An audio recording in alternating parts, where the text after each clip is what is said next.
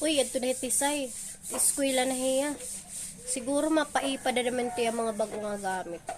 Kus, kumakangangalas. Uy, ano na? Diri ka pati eskwela?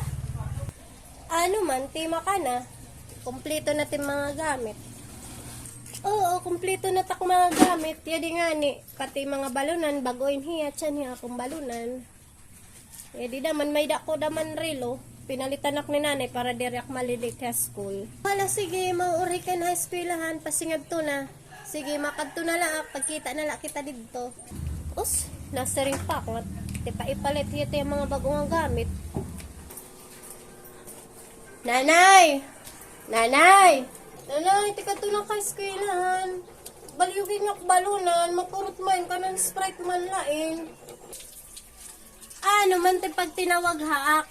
Ano ba yung diri ka ta eskwela? Hala pa singa to na eskwelahan. Us naman hinanay, kakukubrata pala natin ka ng purpis. Tapos di ako nimgim papalit yung balunan. Umuda naman gintinong iton. Ay nagat pag pinapalitin bago nga balunan. At pag sinugad kang tisay, kay may street nanay hit, kada bulan it na kubra. Hikita makakasala kita kubrahin, duha ka bulan, kanang purpis. Unina, yadi yung bago nga balunan. Iya, yadi. Aseti mo nga balunan. Iyawat dat magburak ang makba.